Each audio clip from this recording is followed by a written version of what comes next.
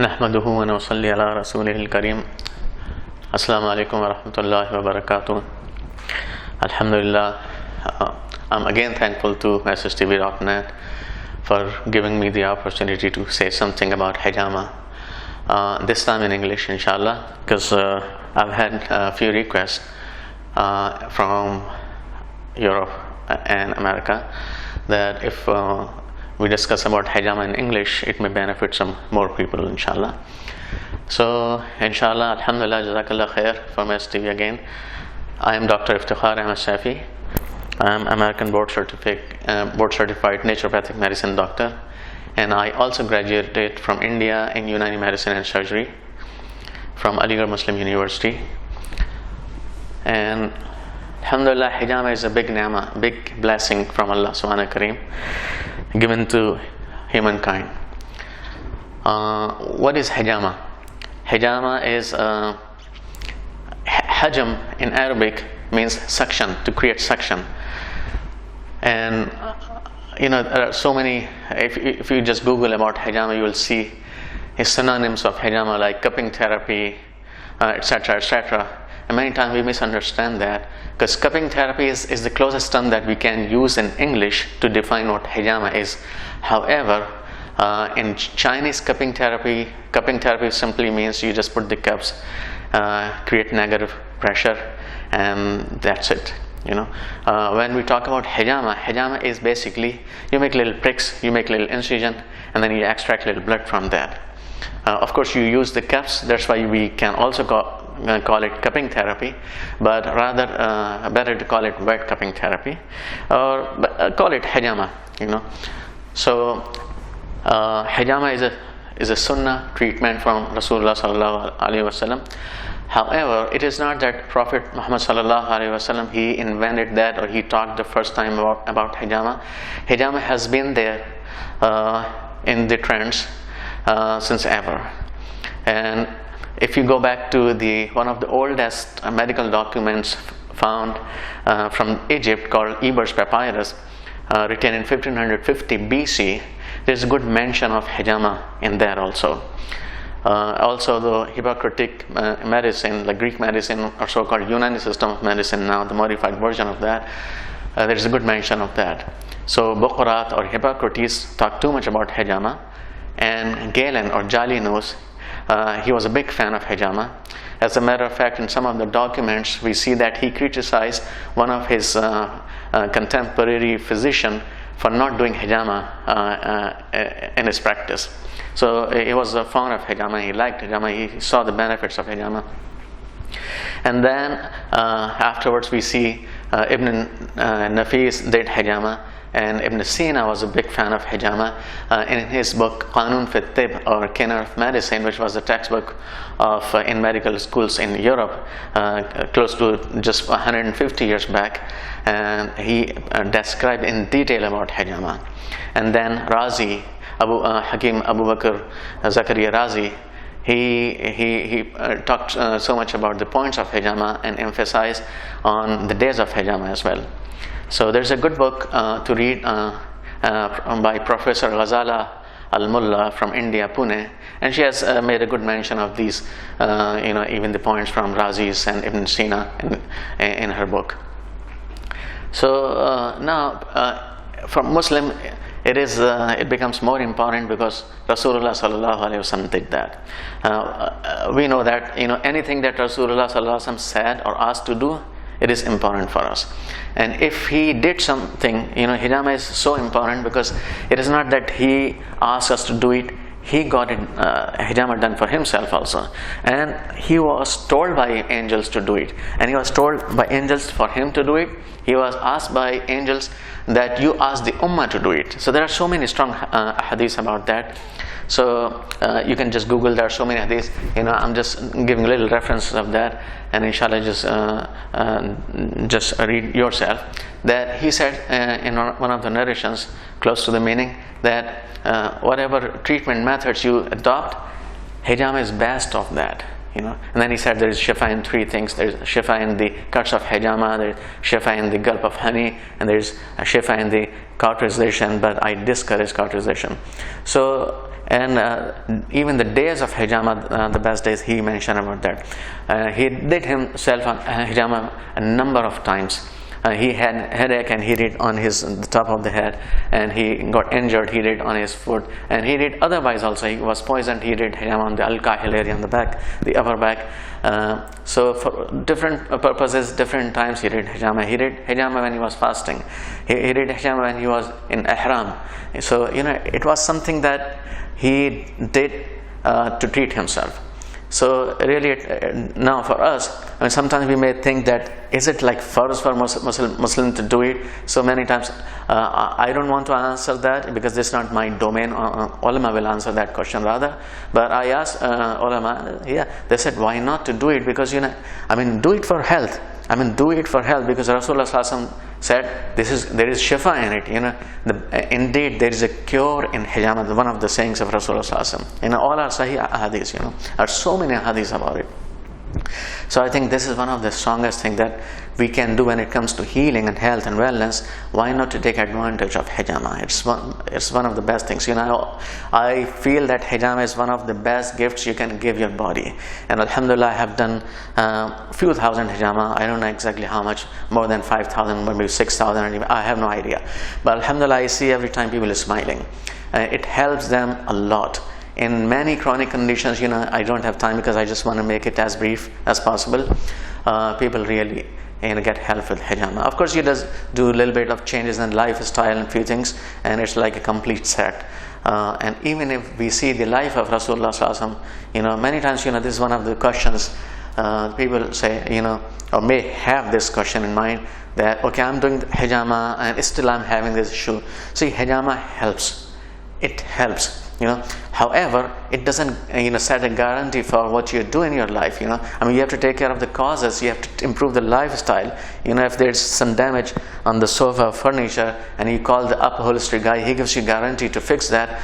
But if you don't turn off the tap, still water is flowing down from there and it's damaging the furniture. The upholstery guy cannot give guarantee for that. So you have to see what you're doing in life. Take care of those things also. And even from Rasulullah Sallallahu Alaihi Wasallam's life, we see that he talked about hijama.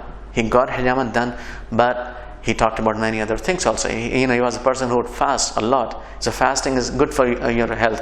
And he would be very picky in food. He was very selective in eating, and he would eat less. And he was take a lot of care about other things also. So if we just take his life, better take as a complete package, and then inshallah we are well from it.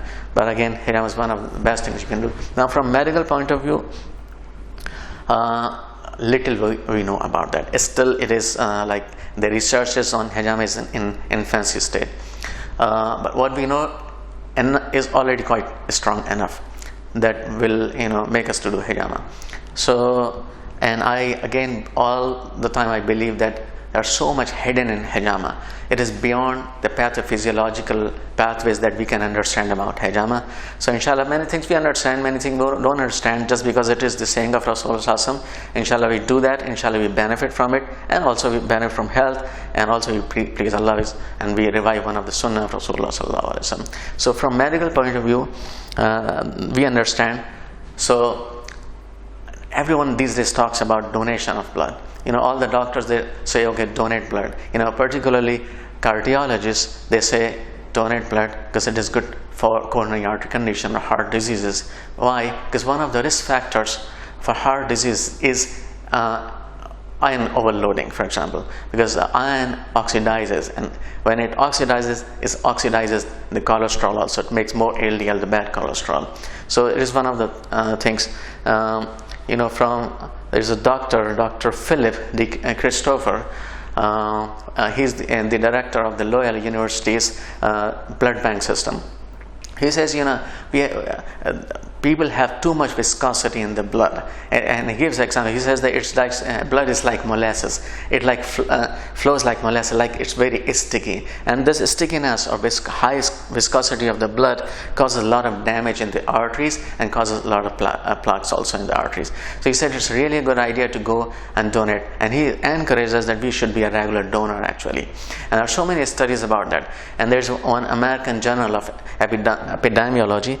They have found out through the meta-analysis, pooling of many studies, that the regular donors, they have 88%, they are less likely to develop arterial condition like heart condition, coronary artery diseases, and they say less likely to have strokes and even cancers. So it's one of the best things you can do. Now it is even there's a study, actually a couple of studies about that.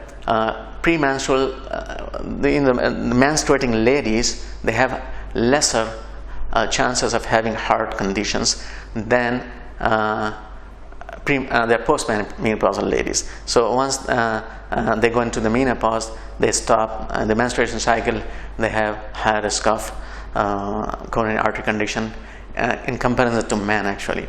So this gives a good example, because they are menstruating, so there's a recycling of the blood. So men do not menstruate, so there's a really good alternative for men that they can have hijama done. Now sometimes we can think, since women are menstruating, do they need hijama or they don't need hijama? Well, hijama, like extraction of blood, is just one of the many factors how hijama helps. So still there are so many other factors, for example, the pricks we make, they cause a lot of secretions of many positive hormones. So still, it's good, even if they are menstruating, they can do hijama inshallah. But of course they don't need so much of hijama pricks like men do in comparison. So it's a good idea for them also to get it done. Now how hijama is, so this is one of the things that when we donate blood, we feel better health-wise. Now for example, iron overloading is a big cause of a lot of health issues these days. For example, cirrhosis of liver cancers even, dyslipidemia, high cholesterol, the conversion as I mentioned, and also Alzheimer's is one of them. Even type 1 diabetes is one of them. So we are a regular practitioner, we are doing hijama regularly, so we'll feel better. Now this is, the studies is just about the donation of blood. How about hijama blood?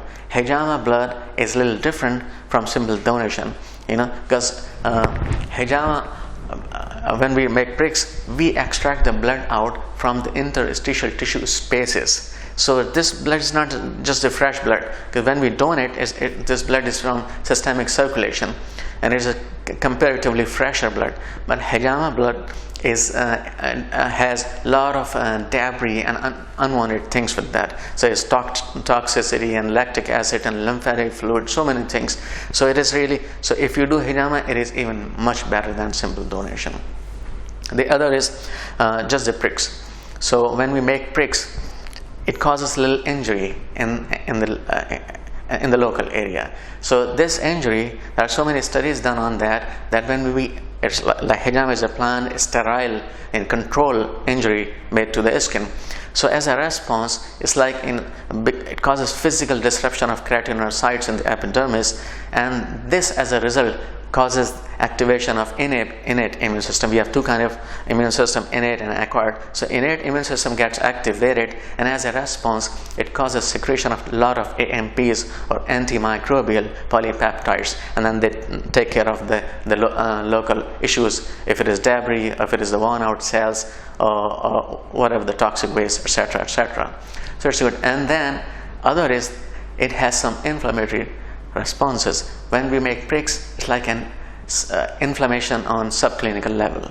So inflammation is a defensive mechanism of the body. When there's inflammation, it means body is trying to heal itself. As a sign, there's a redness and there's a heat, there's a little swelling, and there's erratic movements and pain. So these are all signs. Why? Because blood rushes towards that area, because blood wants to take care of the situation, whatever is going. It's like a high risk situation. So during this phase of inflammation, what happens, there's a lot of influx of neutrophils, and neutrophils, as we know, they do phagocytosis, which means they engulf the bad bacteria or pathogenic microorganism or toxic waste or debris or worn out cell, so whatever. And so they do all the healing as a response to inflammation. The other is, there's monocytes in the same blood. Monocyte, they go through a series of changes. They convert into macrophages, and macrophages, like, they become like also phagocytotoxic properties. They already have that, it's like they start engulfing that. So now they become, when they engulf the bacteria, the macrophages, they become antigen, and when they become antigen, they cause creation as a response of many antibodies. So antibody, antigen, things start going. So this is how they activate the immune system now. So many other factors how it helps. And then the secretion of many, when we make bricks, as I mentioned in the beginning, hijama, the extraction of blood is just one of the factors how hijama helps. It's multifactorial.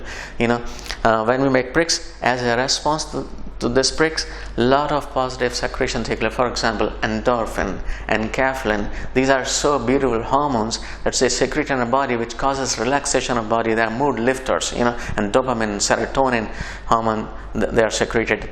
And they are natural painkillers also. And one hormone called interleukin, which balances or modulates the immune system, also gets secreted into it. So it's really awesome. The other is Chinese medicine theory. The acupuncture. Acupuncture is endorsed, approved system of medicine from WHO. Now we know that hijama pricks are more stronger than acupuncture. So whatever happens as a response to acupuncture needles happens also with the needle of hijama, but in a more stronger way, in a positive direction. So this happens. And then the local thing, there can be stagnation locally. So there's a pain or muscular spasm or something, or lactic acid stimulation or secretion or accumulation. When we do hijama, we just extract that out. Now from a Unani system of medicine point of view, there can be a morbid humor. There can be a health which is a little aggravated. So you do tanqiyah of that, you do ikhraj of that, just extract that out. So from that point of view, it really works. Unani people who are experts, they know, mashallah, they are good at knowing about the mizaj and health, and what health is aggravated at this point of time. So they work on this accordingly. So it's one of the best things for that. Now there's a spinal theory. We have the whole spine, and we have whole nervous system running through that, and through the foramens of the spine, the ganglionic fibers of the nerves, they supply the whole body. So it's like, from the back, the whole body is taken care of. So when we do at certain points, we trigger many of the corresponding organs attached to that.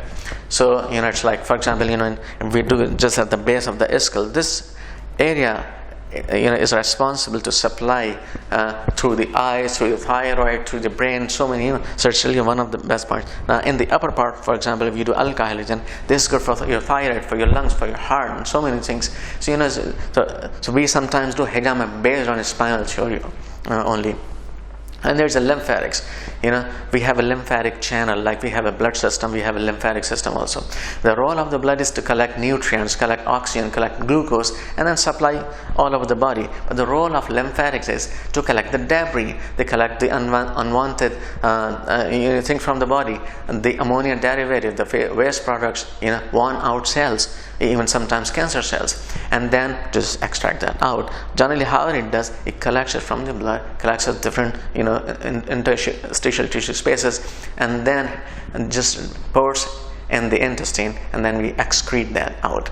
But there's one thing, limitation with lymphatics, that to move blood we have heart that pumps the blood throughout the body, but for lymphatics we do not have any heart. Lymphatics move only if we move. So if we are not physically that active, we may have slowed down lymphatic system. So when we do hijama, because most of that lies in the back, so when we do hijama, we extract that lymph fluid also out. So alhamdulillah, there are so many ways, still we are learning more about hijama, mashallah. So what we already know is quite strong, and that's why these days, mashallah, you see that people are doing hijama. Even a lot of sports people are doing hijama, and it's like in many hospitals in Germany, in America, they have started doing hijama. But alhamdulillah, we do it because of Rasulullah sallallahu alaihi wasallam said it. So inshallah we'll continue doing that, and we will benefit from the science also. Why not? So, but now one thing, sometimes people think if I'm doing hijama, then I will just quit all my medication. No, it is never advisable to do that. Just keep in touch with your doctor, and he will advise you best. And even Rasulullah, he did that, and he still advised take Habbatul Baraka, take Kalonji seeds like it's medicine. He says take honey, and do many other things, and take ajwa, for example. Why not do that all, inshallah? So now so many people are doing hijama, and I just my suggestion to them that inshallah do it in a nicer way, in a cleaner way. And I'll just give you a tip, inshallah. So how to do that? This is a set of hijama. I want you to copy and paste what I'm doing here, and you can improve that. I'm not the final version of hijama. You can always improve that, inshallah. So keep everything clean, nice and clean. We have autoclave machine, mashallah. All these things actually, this you're saying this is like a one sheet. Everything is wrapped up here, and then we autoclave that, and we sterilize it. Everything that is sheet is like pack that here, and then use the gloves, for example. And with the glove, I will touch it now, but otherwise I'm not even touching these things without the gloves. But I'll just show you because I'm not doing any hijama right now. So you have all these things here, mashallah, for betadine, scissors, a scalpel holder. Even the cotton is autoclaved, sterilized. And we have these gauze bags. So instead of a tissue paper, better to use this cotton gauze bag. Now, in my previous video that I made in Urdu, there's some questions about that, because in the footage there's the person who is doing hijama is shown that he's using blade instead of a scalpel. So many people wrote, why you are using blade, So first of all, that video is not mine. So that is from one of my students, mashallah. He's doing a good job, mashallah. But I think why he chose it, I don't know, no idea. But I use a scalpel, and I use this surgical scalpel number 11. It's a really good thing, and in my practice. However, it is not against the law of hijama that you cannot use blade. You can. Most of the blade, try to get a good blade. Most of the blades, they are already sterile. If they were not, you are not, actually you are not supposed to use it on your skin, because you're using it to shave that. So that's okay, but it's a good idea to use the medical scalpel, and I want all the safety and precaution and hygiene for hijama, but it is better not to make it too difficult for some people who are living in remote areas that they cannot do it, because it is a sunnah Rasul sallallahu alaihi wasallam. Let people benefit from it, but yes, take utmost care that you have to. I'm not saying take it easy, though, I'm just saying about the blade right now. So yeah, these are the cups. So there are some precautions of hijama. So now, before that, I will just walk you over through, like if someone comes to you and how to start hijama. Patient comes to you, take history.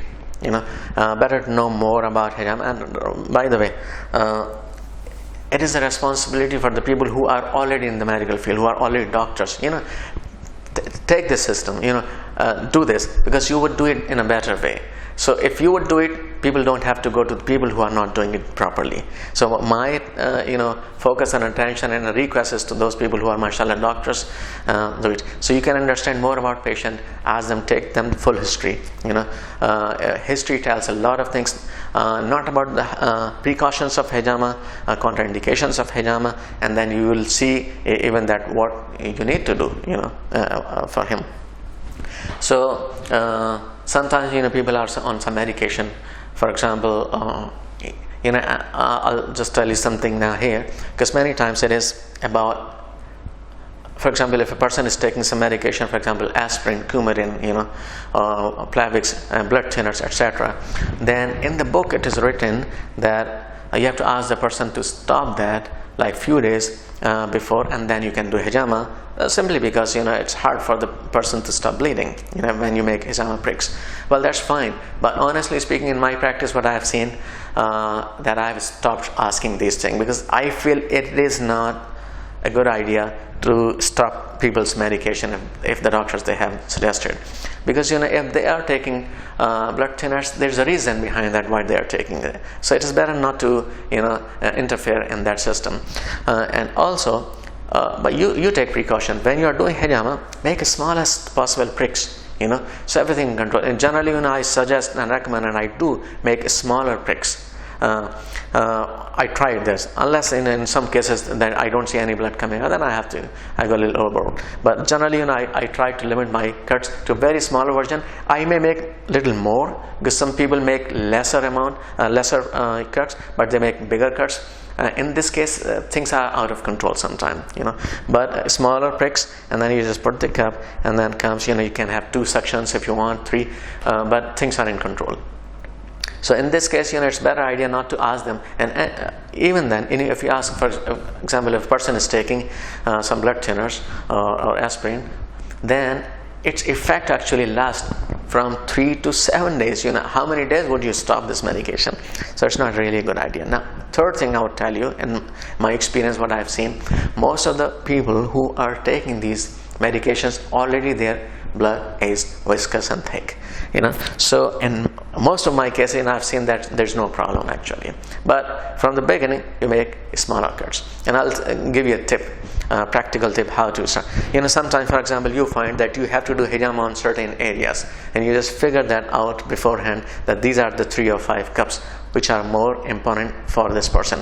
Now, before making pricks on these points, make 2 additional pricks. For example, just take stress points on the sides of shoulder, and so this is just to test the bleeding pattern of this person. Make a smaller pricks, go with the smallest version, and then see what is the bleeding. So it will give you an idea that how deeper, how long, bigger cuts you have to make, and how many cuts you need to. So these are not the primary focus of your points, but just you want to know the bleeding pattern of this person. Just a good start. Now, so you just take the history, and then if someone's blood pressure is down, so it is advisable, do not touch the lumbar region, because many times if you just touch the lumbar region, his blood pressure can go down further. It's not a good idea. So, but if someone is hypertensive, high blood pressure, this point is the best point for him. So in most of the, which points do you have to do? You can there are so many theories that you can base your point selection on. The first is, of course, Sunnah, Rasul Sallallahu Alaihi Wasallam. There are some specific points Rasul Sallallahu Alaihi Wasallam did. For example, he did on the top of the head, and then he did in Ikhdain. Now, Ikhdain point is a little confusing, because many people go here and there, but Ikhdain, the best point is this on the back. This is at the base of the skull.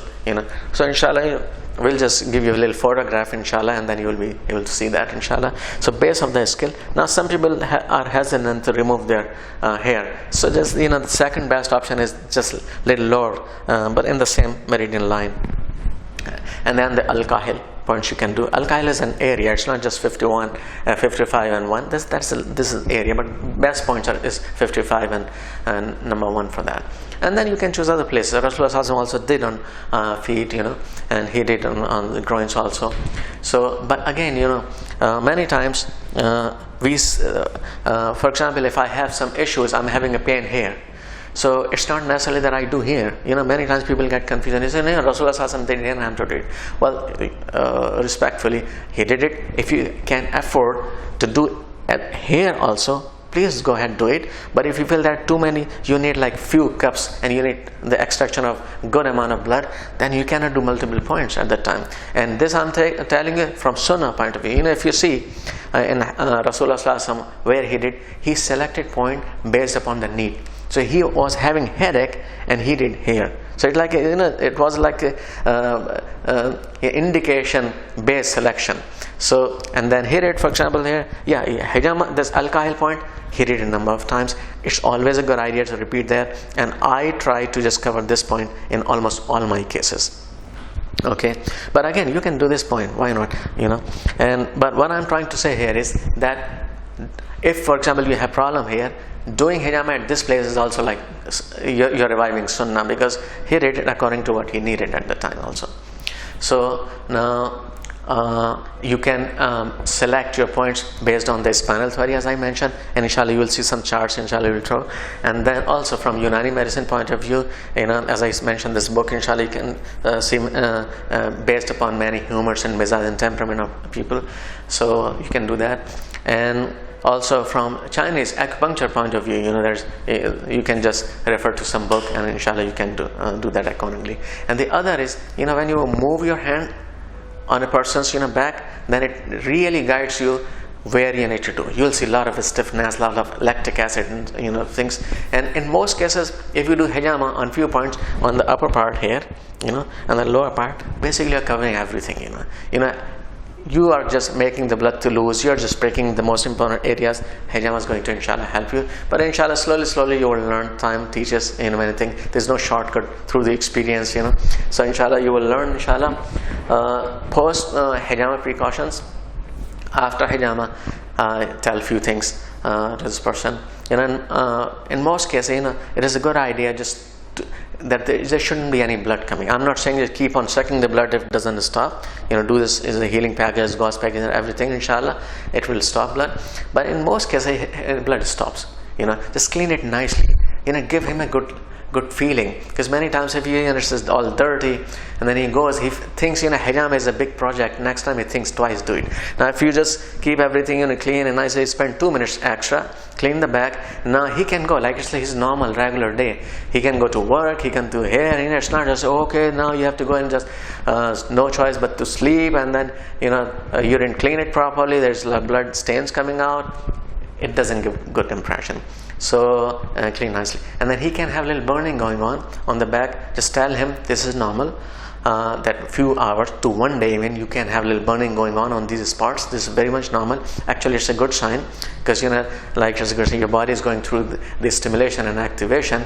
Nothing's wrong with that. In most cases, you don't have to put any medication on that, but you are free to do that. You can use any antibiotic cream or antiseptic cream or olive oil or braxil oil or honey or whatever you want.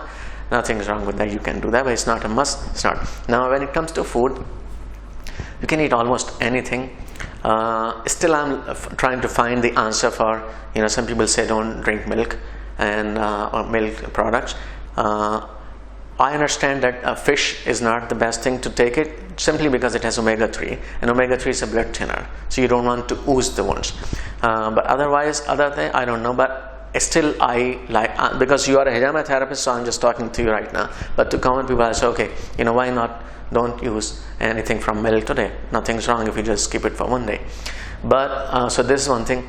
And the second thing is to avoid is overeating, because you don't want to rush too much blood towards the digestive area. You want the even distribution after hijama. When we eat food, a lot of blood is required to the heavier we eat, more blood is required towards that area. So inshallah, all these things, inshallah, I think it's time and is clicking, and then we have to do something else right now. So inshallah, all the best. Inshallah, I'll just give you inshallah a few links, inshallah, if you want to download, and I'll give you little forms and stuff, how to take queries to your patients, etc. Inshallah, all the best. Assalamu alaikum wa rahmatullah.